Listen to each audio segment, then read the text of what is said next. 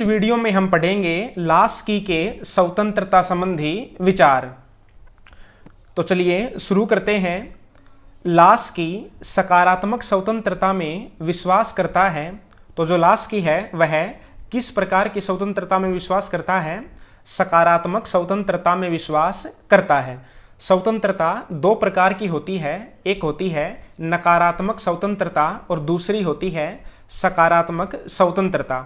नकारात्मक स्वतंत्रता का मतलब होता है प्रतिबंधों का अभाव, यानी कि सभी प्रकार के प्रतिबंधों की समाप्ति। व्यक्ति कोई भी कार्य करे उस पर किसी प्रकार का प्रतिबंध नहीं होना चाहिए।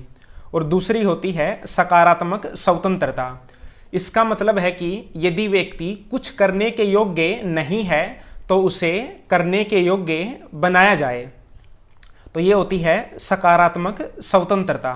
तो जो लास्की है वह सकारात्मक स्वतंत्रता में विश्वास करता है। उसका विचार है कि यदि नागरिकों की स्वतंत्रता को सुरक्षित रखना है तो राज्य की सत्ता को सीमित किया जाना चाहिए। यानी कि नागरिकों की स्वतंत्रता तभी सुरक्षित रह पाएगी जब राज्य की सत्ता सीमित होगी। लास्की के अनुसार स्वतंत्रता का अभिप्राय है अवसरों की उपस्थिति। लास्की का मानना है कि समाज के कुछ सामान्य हित होते हैं जिनके विरुद्ध किसी भी व्यक्ति को कुछ भी करने की आज्ञा नहीं दी जा सकती। यानी कि कुल मिलाकर के बात यह है कि लास्की सकारात्मक स्वतंत्रता का समर्थक है, यानी कि व्यक्ति को उसी सीमा तक स्वतंत्रता दी जा सकती है जिस सीमा तक समाज के हित प्रभावित न होते हों। लास्की ने स्वतंत्रता के 3 रूप बताए हैं।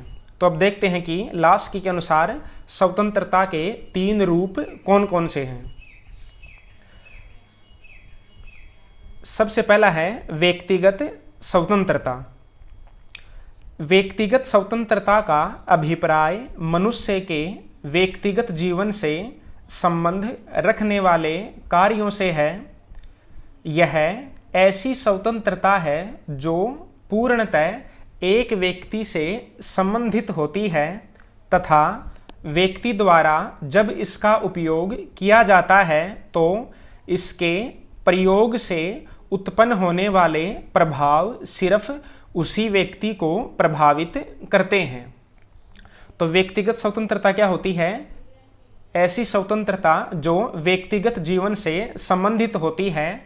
उस स्वतंत्रता का प्रयोग करने से कोई दूसरा व्यक्ति प्रभावित नहीं होता है, बल्कि केवल वही व्यक्ति प्रभावित होता है जो इस प्रकार की स्वतंत्रता का प्रयोग करता है।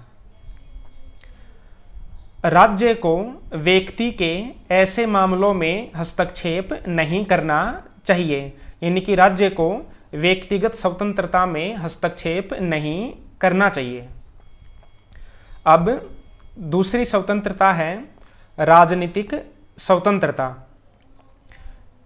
राजनीतिक स्वतंत्रता से लास्की का तात्पर्य राज्य के क्रियाकलापों में व्यक्ति को सक्रिय भाग लेने की स्वतंत्रता देने से है।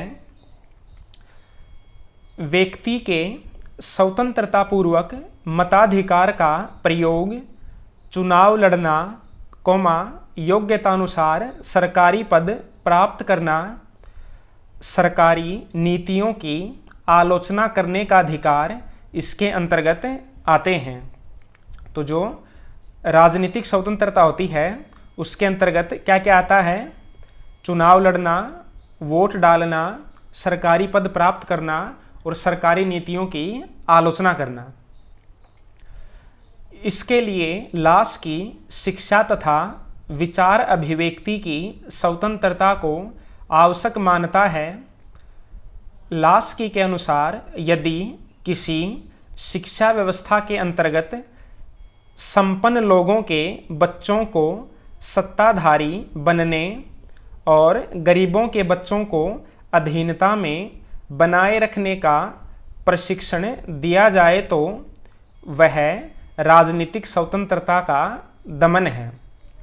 तो लास्की के अनुसार स्वतंत्रता का दूसरा रूप कौन सा है? राजनीतिक स्वतंत्रता। और राजनीतिक स्वतंत्रता का मतलब होता है कि जो राज्य के कार्य हैं उनमें भाग लेने की स्वतंत्रता। अब देखते हैं तीसरी स्वतंत्रता। तीसरी है आर्थिक स्वतंत्रता। आर्थिक स्वतंत्रता से तात्पर्य है औद्योगिक मामलों में लोकतंत्रवाद। लास्की के अनुसार उद्योगों का संचालन श्रमिकों या उनके प्रतिनिधियों की इच्छा के अनुसार किया जाना चाहिए।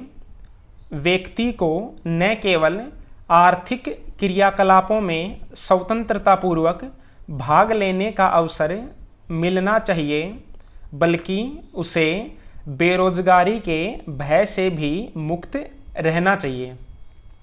तो जो आर्थिक स्वतंत्रता है उसका मतलब है कि जो उद्योग हैं, जो औद्योगिक क्षेत्र है उसमें लोकतंत्र को लागू किया जाए। जो उद्योग हैं उनका संचालन या तो श्रमिकों की इच्छानुसार किया जाए या फिर जो श्रमिकों द्वारा चुने हुए प्रतिनिधि हैं उनकी इच्छानुसार किया जाना चाहिए।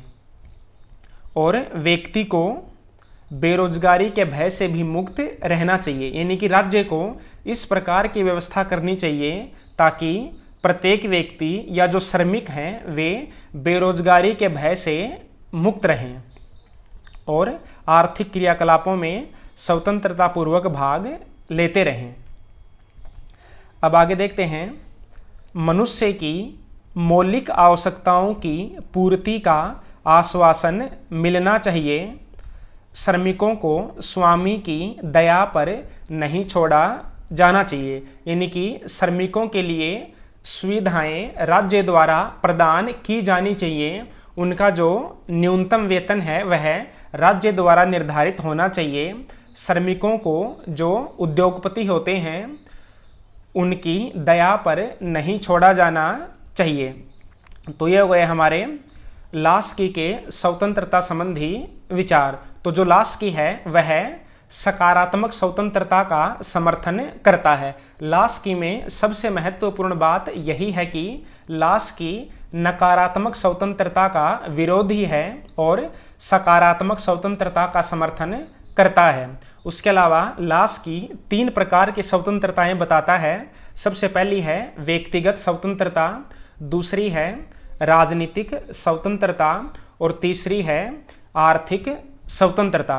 तो आपको ये स्वतंत्रता के 3 प्रकार याद रखने हैं। उसके अलावा ये याद रखना है कि लास्की सकारात्मक स्वतंत्रता का समर्थन करता है।